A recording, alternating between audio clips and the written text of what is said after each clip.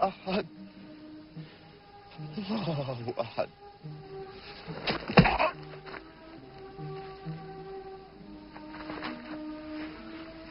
من هو الأقوى؟ أحد. أحد. تكلم. أحد. سيدك أم ربك الأحد؟ أحد. أحد. الله أحد.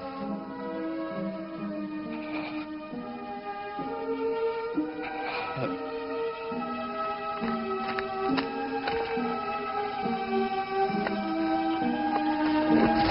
أحد.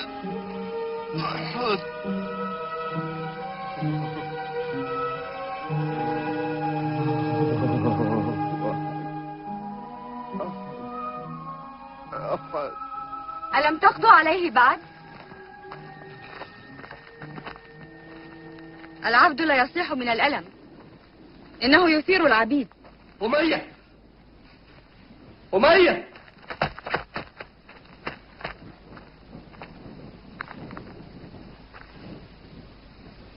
أبو بكر، يزيدك 100 دينار على ثمن بلال. مهلا مهلا، ليس من عرفنا شراء عبد يؤدب. دع الصفقة لصاحبها. 200 دينار يا أمية. أبو بكر، هذا يعني محمد.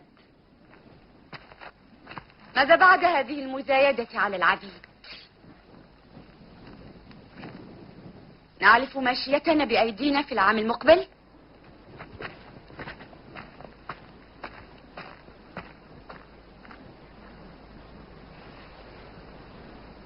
خذوه، لا حاجة بي إليه. Tingkatan 3, bidang sirah dan tamadun Islam. Pelajaran yang ke-22, tokoh sahabat. Yang pertama iaitu Bilal bin Rabah radhiyallahu anhu. Dalam buku teks boleh tengok pada muka surat 179. Okey, kita tengok yang pertama, riwayat hidup Bilal bin Rabah radhiyallahu anhu. Pertama, nama beliau ialah Bilal bin Rabah.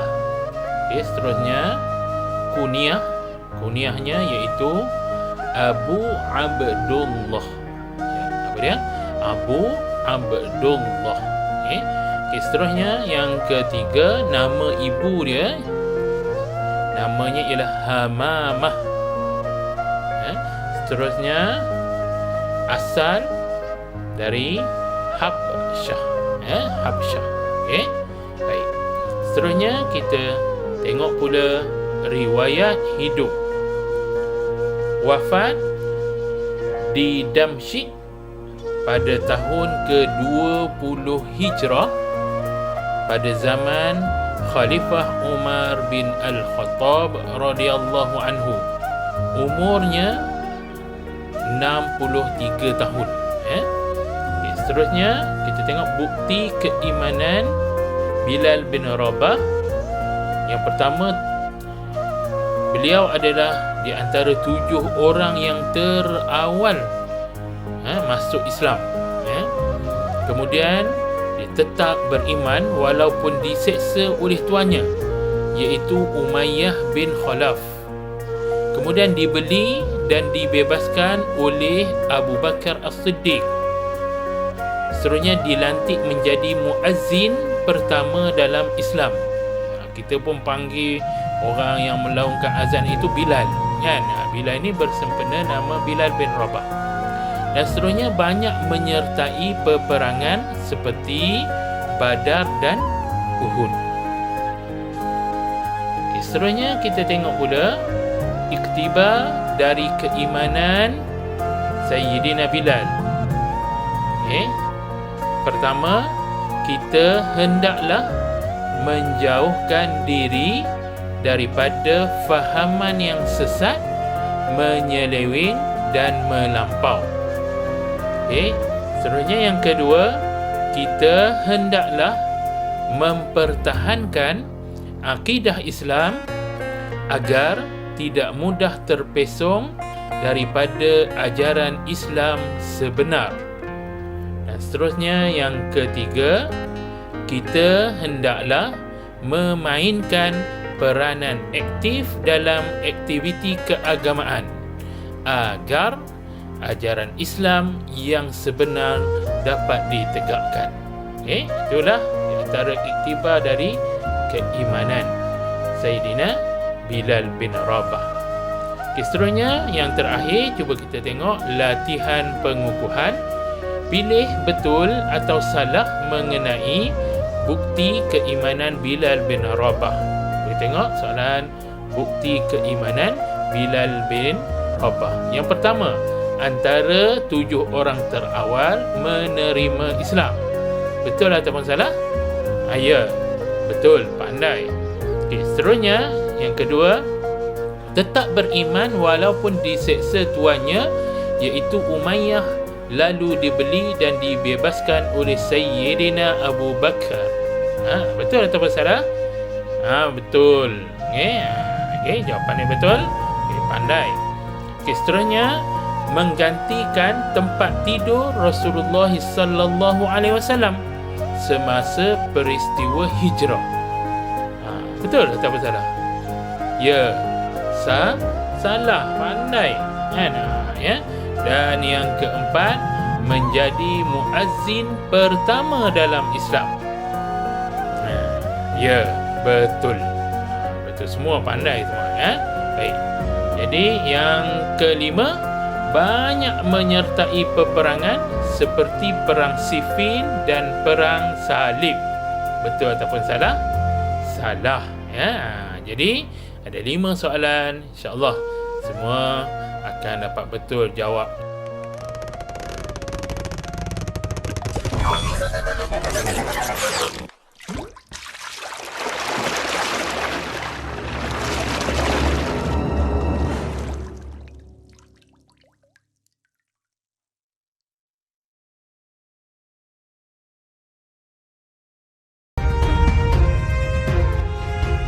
Tatkala orang-orang Ansor berbaiat kepada Rasulullah pada perjanjian Aqabah yang kedua, di antara para utusan yang terdiri atas 70 orang, terdapat seorang anak muda dengan wajah berseri, pandangan menarik dan gigi putih berkilat, serta memikat perhatian dengan sikap dan ketenangannya.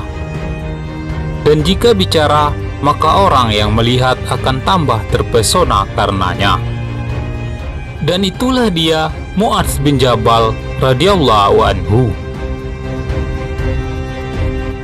Dia termasuk as-sabiqunal awalun, golongan yang pertama masuk Islam, dan orang yang lebih dulu masuk Islam dengan keimanan serta keyakinannya, dan ikut serta dalam setiap perjuangan Rasulullah sallallahu alaihi wasallam. Tokoh sahabat yang kedua iaitu Mu'adz bin Jabal radhiyallahu anhu. Dalam buku teks boleh tengok pada muka surat 180. Mu'adz radhiyallahu anhu. Yang pertama, nama beliau iaitu Mu'adz bin Jabal. Kemudian yang kedua, kunyah dia. Kunyah dia Abu Abdurrahman.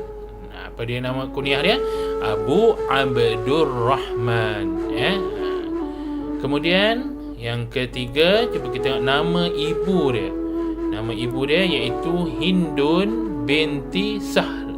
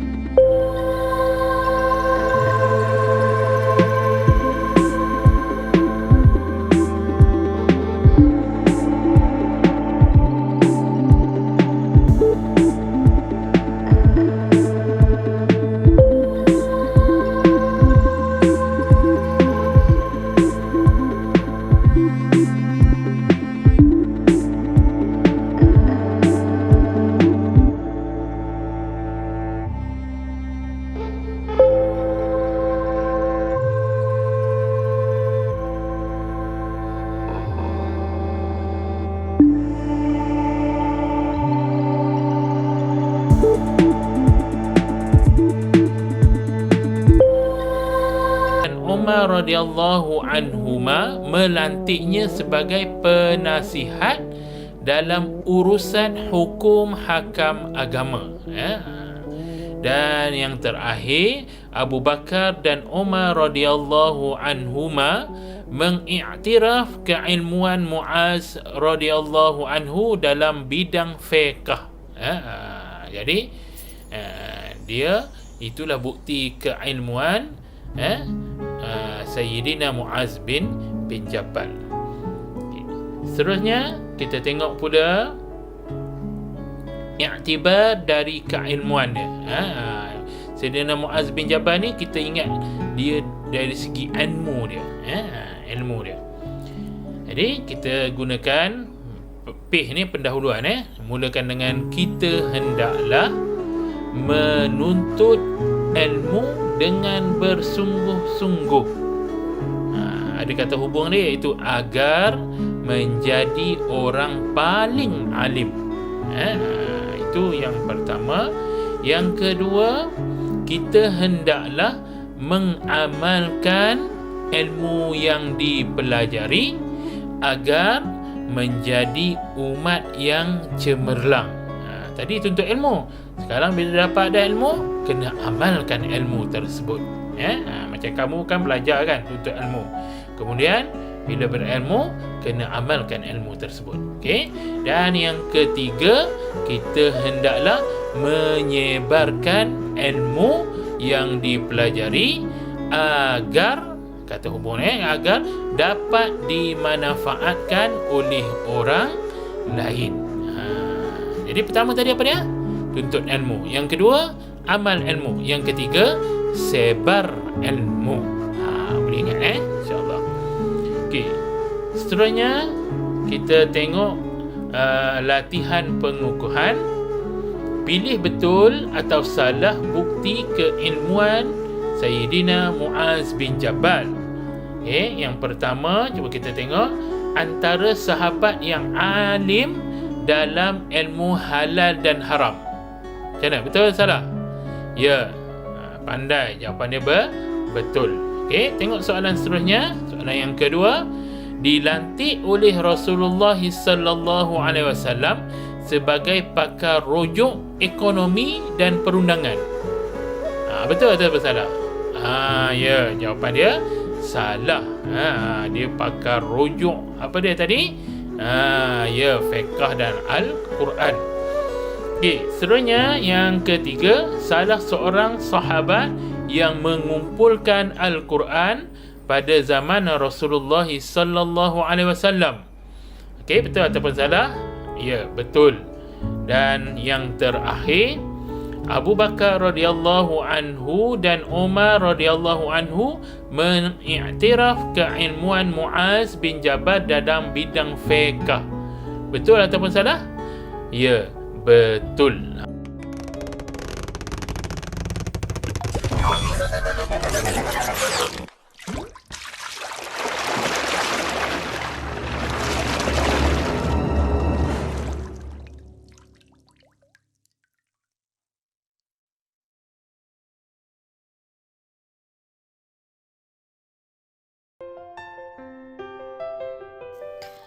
Assalamualaikum warahmatullahi wabarakatuh. Sahabat Nabi dikenal sebagai orang-orang mulia karena mereka adalah orang-orang yang beriman kepada Allah dan ajaran yang dibawa Rasulullah SAW. Mereka tidak pernah membantah apapun perintah Nabi karena mereka tahu bahwa perintah Nabi adalah perintah Allah pula. Adalah Abdurrahman bin Auf, salah satu sahabat Nabi yang dikenal paling kaya di masa tersebut. Tidak ada sahabat Rasulullah yang lebih kaya dibandingkan dirinya. Di samping kaya, ia juga dinobatkan oleh Rasulullah sebagai salah satu sahabat yang dipastikan akan masuk surga. Namun demikian, meskipun ia dikenal sebagai sahabat terkaya, ia tidak pernah berpoya-poya dengan hartanya. Bahkan ia selalu menangis dan merasa gundah dengan harta yang dimilikinya. Hingga Abdurrahman bin Auf bercita-cita untuk menjadi orang miskin. Tak jarang beliau menghabiskan hartanya hingga tak bersisa. Namun Allah malah menakdirkan hartanya kian bertambah dan melimpah. Islam tingkatan 3, bidang sirah dan tamadun Islam, pelajaran yang ke-22, tokoh sahabat yang ketiga iaitu Abdurrahman bin Auf radhiyallahu anhu. Dalam buku teks boleh tengok pada muka surat 181. Tengok riwayat hidup riwayat hidup Abdurrahman bin Auf. Okey, yang pertama nama iaitu Abdurrahman bin Auf radhiyallahu anhu. Yang kedua kunyah dia Abu Muhammad, Abu Muhammad kunyahnya. Yang ketiga nama ibu dia Asy-Syifa binti Auf bin Abdun bin Al-Haris. Dan yang keempat keturunan dia Bani Salmah, Bani Salmah daripada golongan Ansar. Okey. Jadi itu adalah riwayat hidup, dan seterusnya kita lihat riwayat hidup dia iaitu dari segi kewafatannya. Beliau wafat di Madinah. Kebanyakan sahabat-sahabat dia wafat di Madinah pada tahun ke-32 Hijrah ketika berusia 72 tahun dan dikebumikan di Al-Baqi'. Kemudian kita lihat pula bukti ketokohannya. Berusaha dengan kemahiran dan modal yang ada tanpa ambil kesempatan daripada ihsan orang lain, seperti tawaran sejumlah wang yang banyak oleh Sa'di bin Al-Rabi'. Yang seterusnya yang kedua, keuntungan yang diperolehinya dikongsi dengan orang lain. Dan yang ketiga, hartawan yang bersikap zuhud dan tawaddu'. Okey, seterusnya kita tengok contoh sumbangan Abdurrahman bin Auf. Okey, yang pertama, menjual tanahnya dengan harga 40,000 dinar dan hasil jualan tersebut diagihkan kepada orang miskin. Hebat Abdurrahman bin Auf ini. Yang kedua, pernah membebaskan 30 hamba dalam sehari. Dan yang ketiga, 1/3 penduduk Madinah diberi pinjaman dan 1/3 yang lain dilunaskan hutangnya. Itulah contoh sumbangan Abdurrahman bin Auf. Seterusnya kita tengok pula iktibar dari Abdurrahman dalam ekonomi. Kalau Abdurrahman bin Auf ni dia di dalam bidang ekonomi. Okey, kita gunakan pendahuluan kita hendaklah. Yang pertama, kita hendaklah berniaga dengan jujur dan amanah agar rezeki diberkati Allah Subhanahu wa taala. Yang kedua, kita hendaklah mengeluarkan zakat, sedekah, infak dan wakaf untuk merangsang perkembangan ekonomi Islam. Yang ketiga, kita hendaklah berusaha untuk menjadi pemilik perniagaan dan pengeluar produk, kerana usaha ini ialah jihad ekonomi. Demikianlah iktibar dari Abdurrahman bin Auf dalam ekonomi. Seterusnya kita lihat latihan pengukuhan. Nyatakan betul ataupun salah. Yang pertama, soalan pertama, berketurunan Bani Zahrah bin Kalab. Betul ataupun salah? Salah jawapannya kan? Ya, salah.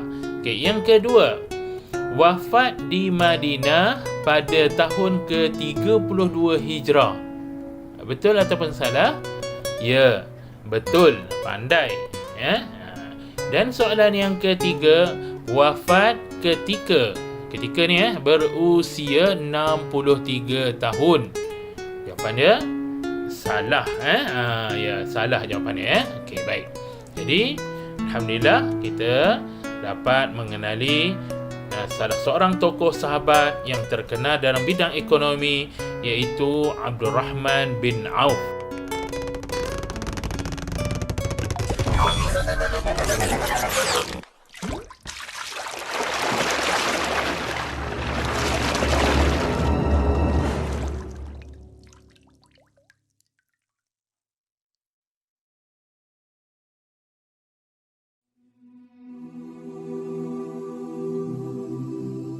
sebutkan penguasa terhebat dalam peradaban sejarah dunia.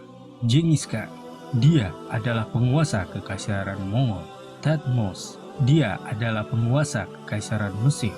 Darius, dia adalah penguasa kekaisaran Persia. Alexander, dia adalah penguasa kekaisaran Macedonia. Papinas, dia adalah penguasa kekaisaran Roma. Julius, dia adalah penguasa kekaisaran Republik Roma. Shang, dia adalah penguasa kekaisaran Cina. Rurik, dia adalah penguasa kekaisaran Rusia. Attila, dia adalah penguasa kekaisaran Han. Charles, dia adalah penguasa kekaisaran Prancis. Dan tahukah kita bahwa para sahabat mulia terdapat seorang prajurit terhebat sepanjang masa. Ia adalah seorang panglima dan seorang penakluk yang tidak pernah kalah di medan pertempuran, menaklukkan kekuatan superpower pada masanya.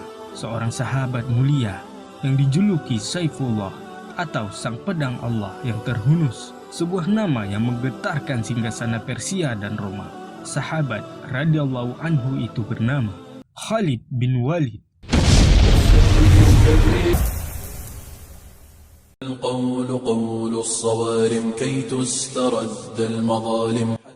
Beliau radhiyallahu anhu bernama Khalid bin Walid bin Mughirah bin Abdullah bin Umair bin Makhzum.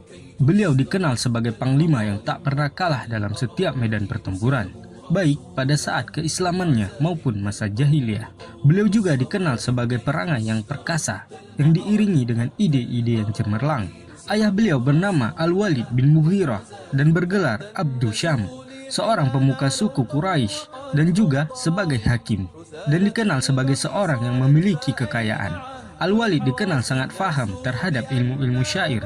Al-Walid dikenal juga sebagai orang yang pertama melepaskan sandal saat memasuki Ka'bah. Al-Walid juga dikenal sebagai orang pertama yang mengharamkan khamar, memotong tangan bagi pelaku pencurian, dan menghapus sumpah. Dan di antara dasar-dasar ini terus dijalankan pada masa Islam. Al-Walid bin Mughirah juga orang pertama yang berani merenovasi Ka'bah saat Ka'bah runtuh karena beban kiswah yang semakin banyak. Namun, segala prestasinya tidak menghantarkannya kepada Islam, padahal segala bukti pernah diperlihatkan kepadanya, seperti firman Allah Subhanahu wa Ta'ala, "Biarkanlah aku bertindak terhadap orang yang aku telah menciptakannya sendirian." Al-Quran Surat Al-Mudaththir ayat 11. Ibnu Abbas radhiyallahu anhu berkata, Allah Ta'ala menurunkan sebanyak 104 ayat berkenaan dengan Al-Walid bin Mughirah. Dalam ayat lain Allah Subhanahu wa Ta'ala berfirman, "Aku akan memasukkannya ke dalam neraka Saqar." Al-Quran Surat Al-Mudaththir ayat 26. Sedangkan sang ibu bernama Asma atau dikenal dengan Lubabah kecil, anak dari Al-Harits bin Harb Al-Hilailah. Ibu beliau juga adalah saudari dari Ummul Mukminin Maimunah binti Al-Harits atau istri Nabi Sallallahu Alaihi Wasallam.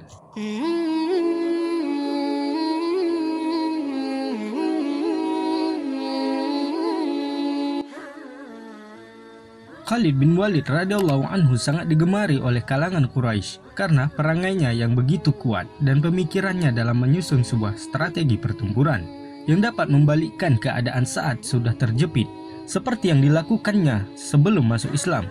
Tepatnya saat perang Uhud, Khalid bin Walid radhiyallahu anhu melesat bagaikan badai dan dapat menerobos titik penting kaum muslimin, yakni saat para pemanah Rasulullah Sallallahu Alaihi Wasallam melanggar perintah agar tetap terjaga di barisan para pemanah. Padahal saat itu Quraisy sudah bercerai-berai, namun bersatu kembali dan berhasil mematahkan serangan muslimin yang membuat banyak para syuhada, seperti sang singa Allah Hamzah radhiyallahu anhu. Tidak hanya itu, Rasulullah Sallallahu Alaihi Wasallam sampai terluka. Meskipun demikian, Allah memenangkan pasukan muslimin, di mana saat masing-masing pasukan sudah meninggalkan peperangan, Allah memerintahkan 300 orang yang ikut perang Uhud untuk mengejar Quraisy tanpa ada orang baru. Hal ini membuat Quraisy khawatir dan memutuskan untuk kembali ke Mekah. Meski dihormati dan menjadi anak emas di kalangan Quraisy, nikmat pengetahuan yang Allah berikan membuat Khalid berpikir akan agama Islam, di mana orang-orang yang memeluknya tidak pernah gentar dalam mempertahankan agamanya. dan selalu memperlihatkan suri tauladan yang baik. Segala yang ia lihat itu selalu menjadi hasrat yang menggelora untuk lebih mengenal agama tauhid ini. Apalagi semenjak saudaranya Al-Walid yang sudah memeluk Islam dan mengabarkan kepada Khalid bahwa Rasulullah SAW selalu menanyakan kabar tentang dirinya. Tepatnya saat Rasulullah SAW masuk ke kota Mekah dalam rangkaian umrah qadha, Al-Walid radhiyallahu anhu ikut bersama dengan sahabat lainnya. Al-Walid mencari-cari Khalid, saudaranya, namun tidak berjumpa. Al-Walid pun meninggalkan sepucuk surat yang berisi, Bismillahirrahmanirrahim, amma ba'd. Sesungguhnya, aku tak menemukan sesuatu yang lebih mengherankan daripada jauhnya pikiranmu dari Islam. Engkau seorang yang cerdas, tak seorang pun yang tidak mengenal agama seperti Islam. Aku pernah ditanya suatu kali oleh Rasulullah SAW tentang dirimu. Beliau bertanya, mana Khalid? Aku menjawab, semoga Allah memberinya hidayah. Beliau bersabda lagi, orang seperti Khalid tidak mengenal Islam. Andaikan ia gunakan kehebatan dan ketangguhannya yang selama ini ia gunakan untuk yang lain bersama kaum muslimin, tentu akan lebih baik baginya. Bergegaslah wahai saudaraku untuk menjemput peluang-peluang kebaikan yang sempat luput darimu.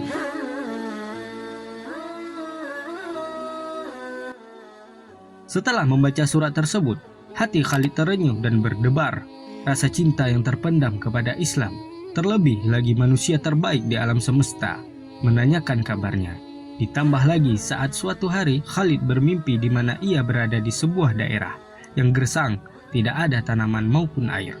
Lalu dalam mimpinya ia pindah di suatu daerah yang hijau dan luas, yang kelak ditafsir oleh sahabat mulia Abu Bakar radhiyallahu anhu bahwa tempat yang gersang itu adalah saat ia masih berada dalam naungan jahiliyah. Sementara tempat daerah yang hijau itu adalah tempat hijrahnya ke Madinah. Lalu setelah terbangun ia pun sadar bahwa mimpinya ini syarat untuk menuju kebaikan. Tanpa menunggu lama ia pun menyiapkan perbekalan selama perjalanan.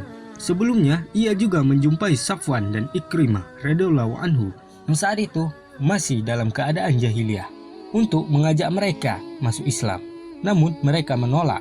Lalu dalam perjalanannya ia berjumpa dengan Utsman bin Talhah serta Amr bin As di perjalanan lainnya. Ketiganya pun menemui Rasulullah SAW untuk mengikrarkan keislamannya. Ketiga sahabat mulia ini meminta agar Rasulullah SAW mendoakan kebaikan dan memohon kepada Allah Subhanahu wa taala agar mengampuninya. Dan Rasulullah SAW pun mendoakan mereka. Keislaman mereka pun terdengar di telinga Quraisy dan membuat gempar para pemuka-pemukanya. Karena seperti yang diketahui, ketiganya adalah anak emas bagi Quraisy karena prestasi yang luar biasa. Segala prestasinya kini berbalik ke arah muslimin. Dan dengan kehendak Allah, Khalid bin Walid radhiyallahu anhu menjadi prajurit dan panglima yang selalu memperoleh kemenangan. Bidang sirah dan tamadun Islam, pelajaran yang ke-22, tokoh sahabat yang keempat iaitu Khalid bin Al-Walid radhiyallahu anhu. Dalam buku teks boleh tengok pada muka surat 182. Riwayat hidup Khalid Al-Walid radhiyallahu anhu. Yang pertama namanya Khalid bin Al-Walid radhiyallahu anhu. Yang kedua kunyahnya Abu Sulaiman, Abu Sulaiman kunyahnya. Yang ketiga nama ibunya Lubabah Al-Sughra binti Al-Haris bin Harb. Dan yang keempat keturunannya Bani Mahzum, Bani Mahzum. Seterusnya riwayat hidup lagi dari segi kewafatannya, bila dia wafat di Hims, Syria pada tahun ke-21 Hijrah pada zaman Khalifah Umar Al-Khattab ketika beliau berusia 60 tahun. Dan seterusnya bukti kepahlawanan beliau banyak menyertai peperangan pada zaman Rasulullah sallallahu alaihi wasallam seperti peperangan Mut'ah, Fathu Mekah dan peperangan Hunain. Dalam peperangan Mut'ah, apabila semua panglima syahid, beliau mengambil inisiatif untuk memimpin tentera Islam. Strategi ini membuatkan tentera Islam mencapai kemenangan dan beliau digelar Saifullah. Siapakah dia Saifullah? Ya, Khalid bin Al-Walid. Apa maksud Saifullah? Pedang Allah oleh Rasulullah sallallahu alaihi wasallam. Dan Abu Bakar telah melantik beliau sebagai panglima untuk menentang nabi-nabi palsu, tentera Parsi dan Rom. Seterusnya kita lihat bukti kepahlawanan Khalid Al-Walid. Yang pertama, menentang nabi palsu, iaitu Musailamatul Kazzab dalam perang Yamamah. Seterusnya, yang kedua, menentang tentera Parsi dalam perang Zatus Salasil. Dan yang ketiganya iaitu menentang tentera Rom dalam perang Yarmouk. Itulah hebatnya Khalid Al-Walid ini. Seterusnya kita lihat pula iktibar daripada ketokohan dan kepahlawanan Khalid bin Al-Walid. Kita gunakan pendahuluan. Kita hendaklah yang pertama, bersedia berkorban mempertahankan agama Islam. Yang kedua, kita hendaklah menyusun strategi dengan baik agar memperoleh kejayaan. Dan yang ketiga, kita hendaklah berjuang bersungguh-sungguh untuk menegakkan ajaran Islam yang sebenar. Baik. Yang terakhir, cuba kita buat latihan pengukuhan. Isi tempat kosong mengenai bukti kepahlawanan Khalid bin Al-Walid. Kita tengok soalan. Yang pertama dahulu, menyertai banyak tempat kosong pada zaman Rasulullah sallallahu alaihi wasallam, seperti perang Mut'ah, pembukaan kota Mekah dan Hunain. Apa dia ni? Menyertai banyak apa? Ya, menyertai banyak peperangan. Betul. Seterusnya soalan kedua, dalam tempat kosong. Dalam apa? Setelah semua panglima, beliau telah memimpin tentera dan mengatur strategi sehingga berjaya menewaskan musuh. Beliau digelar oleh Rasulullah SAW sebagai pedang Allah ni. Yang pertama tu, dalam apa ni? Ya, dalam perang Mut'ah. Beliau digelar oleh Rasulullah SAW sebagai apa dia? Ya, betul, Saifullah. Saifullah tu pedang Allah. Soalan yang ketiga, Sayyidina Abu Bakar melantik beliau sebagai panglima menentang iaitu Musailamatul Kazzab dalam perang Yamamah. Beliau dilantik menjadi panglima dalam menentang tentera Parsi dalam perang Zati As-Salasil dan panglima perang dalam menghadapi tentera Rom dalam perang apa? Baik, yang pertama ni, yang atas ni dulu. Apa dia? Sayyidina Abu Bakar melantik beliau sebagai panglima menentang siapa dia? Ya, menentang nabi palsu.